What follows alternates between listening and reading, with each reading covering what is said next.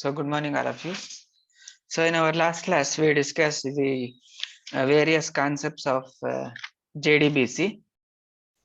So it includes the various driver types, that is type 1, type 2, type 3, type 4.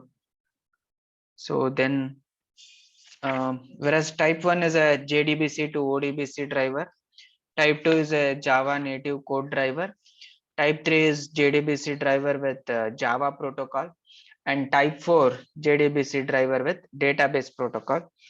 Then we discuss the 5 steps that are there in the JDBC process are the steps in order to access the database from Java.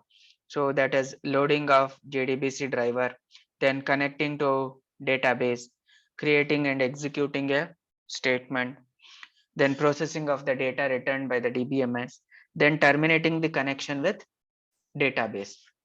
So these are the 5 steps that we discussed in brief. So after that we discuss the connection mechanism in detail. Okay, the various parts in the URL. So then the timeout condition. So then we discuss the connection pool, how connection pool works. So then today we shall discuss the statement objects.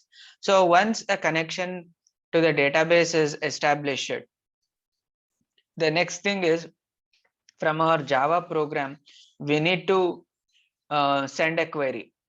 So query statement we will send that gets executed on the database. So the queries are written in the SQL.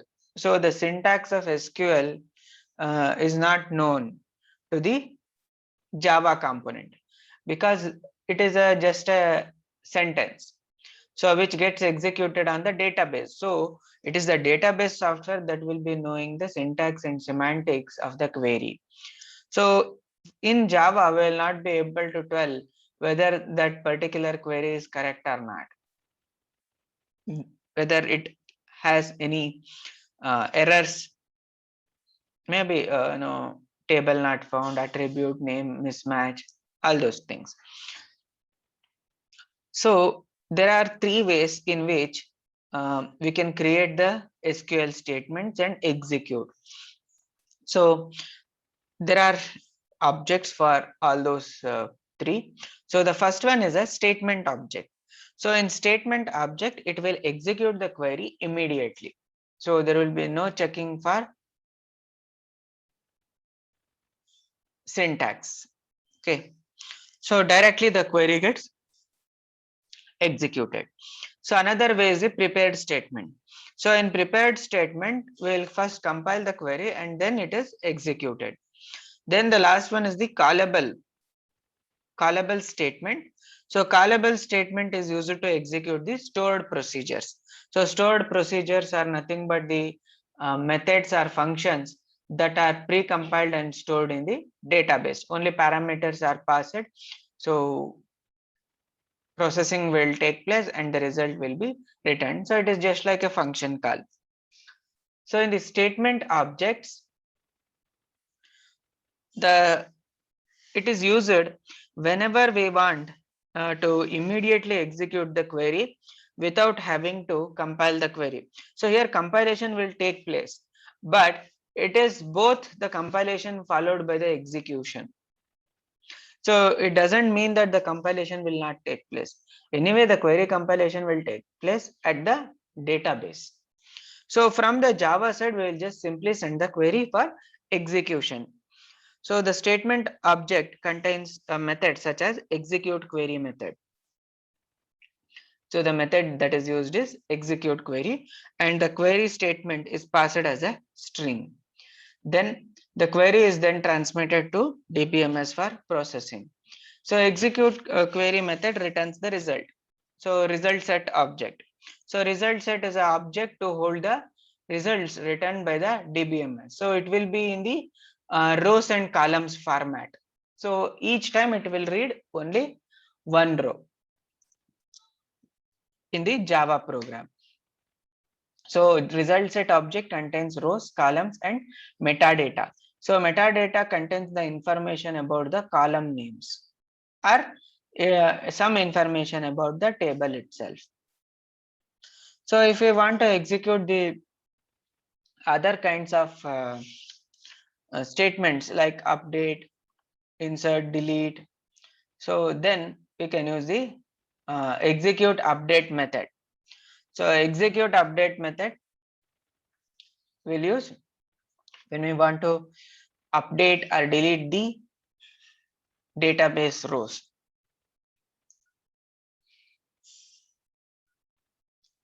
So execute update will return the integer value that indicates how many rows are updated or deleted by the database.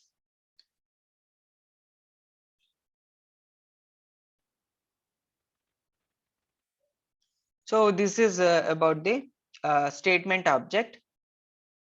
So we can also use the create statement method. So this create statement method is called on the connection object that returns the statement object. Then we will call the execute query method. So again within this statement object, there are again multiple methods are there. One is execute, another one is execute query, another one is execute update. So again, three different methods are available. So we shall look at the example. So this is the example. So here we have the URL. Okay, so URL of the database, user ID.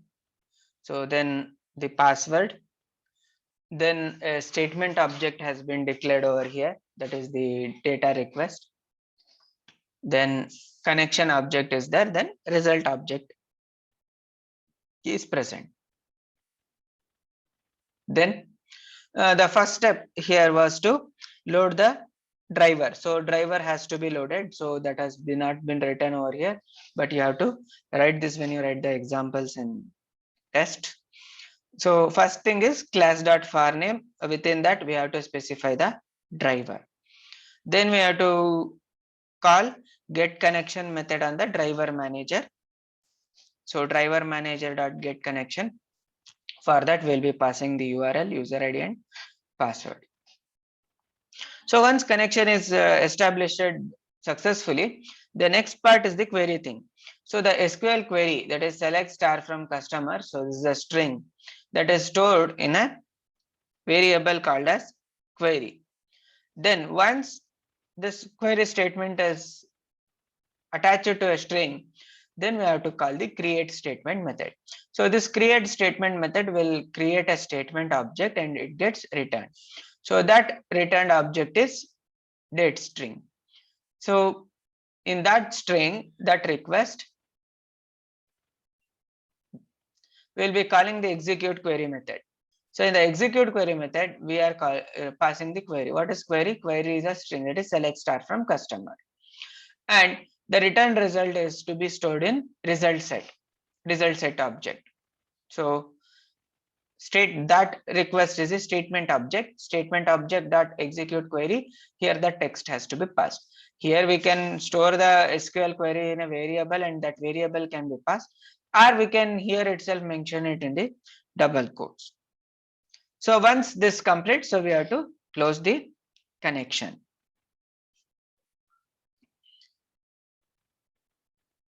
So the create statement method that is called on the connection object will return a statement object. Then the execute query method of the statement object is passed with the query and it returns the result set containing the data that is returned by the DBMS. So finally we have to close the statement object as well as the connection. So both has to be closed.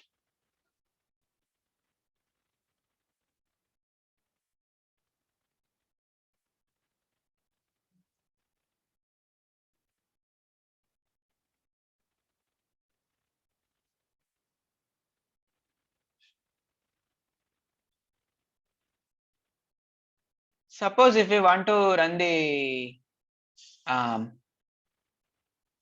update method, then For the DML and the DDL operation, that is data manipulation language and data definition language, so we can use the execute update method. So execute update method execution is also similar. So initially first we'll load the driver and connect to the database. So the next thing is we'll write a query like this: update customer set paid is equal to y, where balance is 0. So wherever the row balance is having the value 0, that in that particular row the column paid will be set to y. So that is the SQL statement. So in order to execute this, we can use create statement. Then we can call execute update of query. That request query has to be passed. So it will return the number of rows updated. See, for this one also we can use execute query or even execute will work.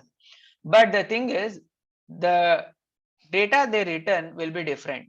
So if we use execute or execute query, it will return the result set. Whereas if we use the execute update, the return type is an integer value.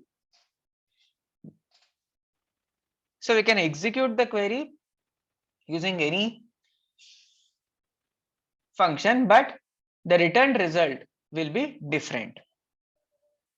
So because in update function, so the only thing that returns is how many rows are updated. So that is returned as an integer value, and this integer value can be used in order to identify how many rows are updated. So depending on the application, so this integer value may be important for. So this is regarding the statement object. So next we have the prepared statement objects. So prepared statement objects. So a SQL query, it must be compiled before the DBMS process the query. So compiling occurs after one of the statement object methods is called. So compiling a query is an overhead, and that is done acceptable if the query is executed only once. So however, the compiling process can become expensive when we call the same query again and again. So if we want to execute a same query several times, then what we can do is we can actually have a pre-compiled SQL query. So the SQL query can be pre-compiled and executed by using the prepared statement objects. So here in this case, what happens is the query is constructed similar to the queries that we previously discussed. However, we'll place the placeholder. So such a placeholder is the question mark. For some parameters or the attribute values, if we are using it in the where class, for that we can put a question mark as a placeholder for the value that has to be inserted into the query once the query is compiled. So this value that is passed in the question mark can change each time the query is executed. So that is the question mark. Placing of question mark is the factor over here. So the various steps that are involved in prepared statement object include, so the query will be compiled first, that is we call it as a pre-compiled query, and question mark is placed in place of a value. Then the value will be inserted later when we want to execute it. Before execution, we will insert the value for question mark. So that we can do it using set method. So as you can see, set integer or set char method can be used to insert the values. So for the question marks.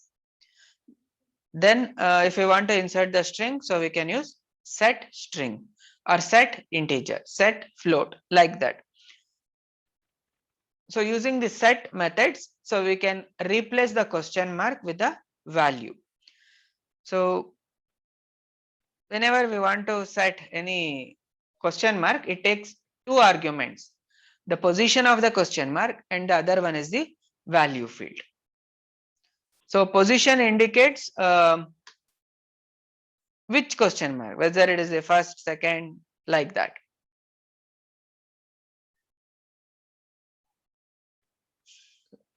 So just look at the example over here. So username, password, connection, everything is the first one. So we shall directly go to the SQL statement. So here the select star from customer where customer number is equal to question mark. So this is the query. So we want to extract the details about the customer. So customer number value is there. So suppose if we want to execute this particular query many number of times, the only thing that changes is the customer number. So then what we can do is we can use the prepared statements. So query will specify in place of supplying the value for this customer, we will place the question mark. So then what we'll call a prepared statement. So the object type is prepared statement. So P statement variable DB. So DB is the connection object. So on the connection object, we'll be calling the connection dot prepared statement of query. So this will create a prepared statement. So once prepared statement is there, next if we want to execute it, so what we can do is prepared statement dot set string. So set method is used. So we want to pass a string. So set string 1 1 2 3. So this indicates the first question mark in this query. So of course this query is having only one question mark.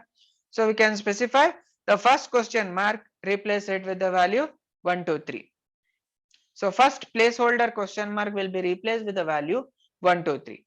Then we can execute the query. We can call the execute query method and it will return the result set. Now again if you want to run the same query for different value, maybe 4 5 6 for the customer value, then we can again call P statement dot set string 1 comma 4 5 6. So instead of 1 2 3 we can pass 4 5 6. Then again on P statement we can execute it, that is P statement dot execute query. So then the second time the query gets executed for the customer number 456. So which means we are bypassing the compilation step for the second execution because we already have a pre-compiled query in the prepared statement. So this is the benefit of using the prepared statements. So prepared statements are useful only when we are executing the same query many times but with changed parameter values. So then we can put the placeholder question mark in the places where the value gets changed, and before each execution we can supply the value to that pre-compiled placeholder using the set methods.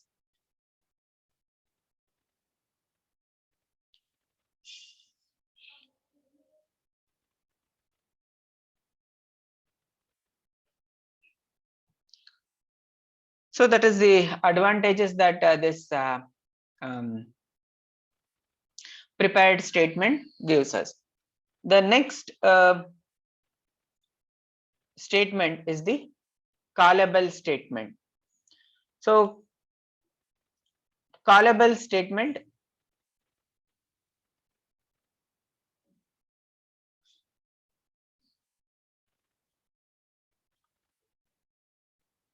so this is the third category of statements which we have, that is the callable statements.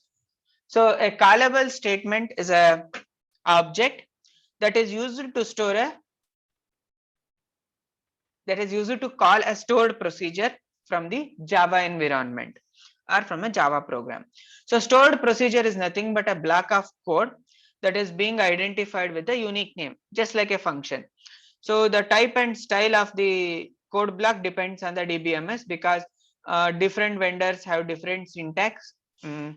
So we can write a PL SQL code, or some programming languages, it will be different. The stored procedure is executed by calling the name of the stored procedure. So the callable object uses 3 types of parameters. So parameters has to be passed, and parameters will be of 3 types. One is in, another one is out, another one is in out. So in parameter contains procedures for which it will take the input parameter. So in indicates the input parameter, out indicates the output parameter. So just like that,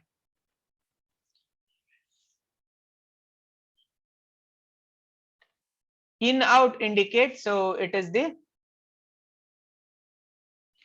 both that parameter will act as input and the output. So here are the steps, that is that. So the callable statement is used to call the stored procedure. So stored procedure is executed by calling the name of the procedure. So in parameters contain the data that needs to be passed to the stored procedure. And for these in parameter values, so we will assign the values using the set method. So just like the prepared statement, so the values for in parameters will be supplied using the set method, and out parameters act as the output parameters, which means the value will be assigned by the stored procedure. So out parameter should be registers by register out parameter method. Okay, so register out parameter method is used to register any out parameters. Why it is important? Because once we receive the data in the J2EE component, we can use get method. So get method can be used to extract the value from the out parameters. And similarly, they have in out parameters. So the in out parameters is used for both in and out functions. That is, we can pass the values through in parameter, and stored procedure can also assign a value to that out in out parameter.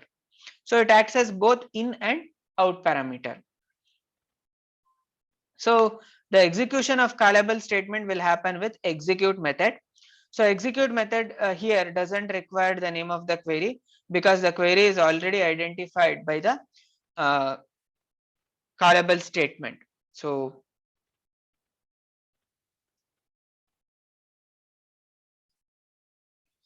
the example we shall look. So stored procedure is written like this. This is in an Oracle stored procedure. So if you want to execute an Oracle stored procedure, so it look like this. So you might have written such procedures in your DBMS mini project. So create or replace procedure, create or replace procedure, name of the procedure, that is get employee name. So for this employee ID in data type is number. So these are the parameter which we are writing in the parenthesis. Employee ID in parameter, data type is number. Then employee first, it is the output, that is varchar. So output parameter with varchar. Then followed by the keyword as, and begin and end are the keywords to identify the beginning and ending of a stored procedure. So here what is being done? Select first into EMP first. So this attribute value first is extracted and it is stored in the variable employee first. So select first into employee first from employee, where ID is equal to employee ID.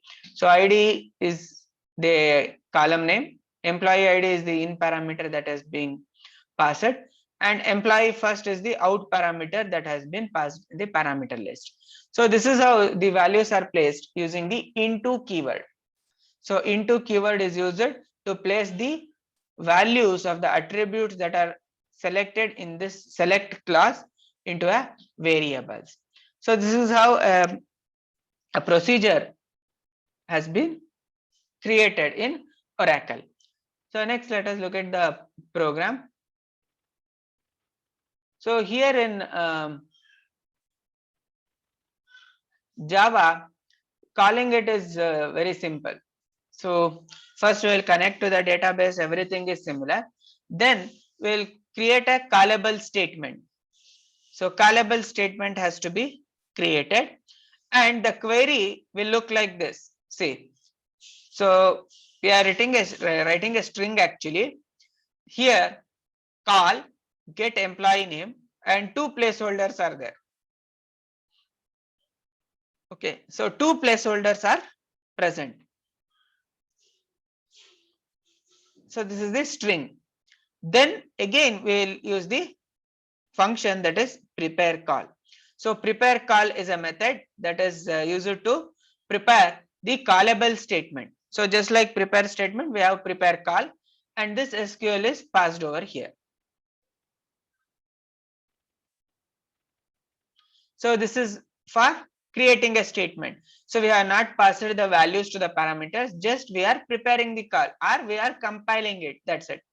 So using prepare call method, SQL is passed. What is SQL? SQL, it is written within the flower braces, call, get employee name, two placeholders. So this is the first part of the execution. So in the second part, what we have to do is using the callable statement objects, just like a prepared statement objects, we need to bind the variables. So how to bind the variables? So these are the steps that are used in binding the variables. If we have the in parameters, then we have to set the values using the set method. So just like how we did it in prepared statement. Then when we have out or in out parameters, so we must employ additional callable statement method, that is the register out parameter. So output parameters must be registered using register out parameter. So this will bind to the data type of the data that is stored in the stored procedure. So once all these things are set, that is the input parameter and output parameter, then we can call the stored procedure with the values.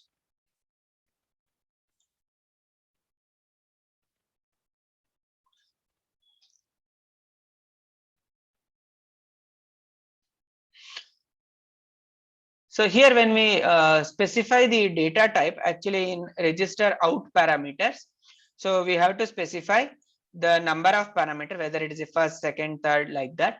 Then its data type will be the type that is mentioned in the stored procedure. That is using types.varchar or types.number, types.integer, like that. So in our case, it is types.varchar. So that has to be written. So then we can simply call the execute method, that is create statement dot execute. So that will execute this particular statement, that is callable statement.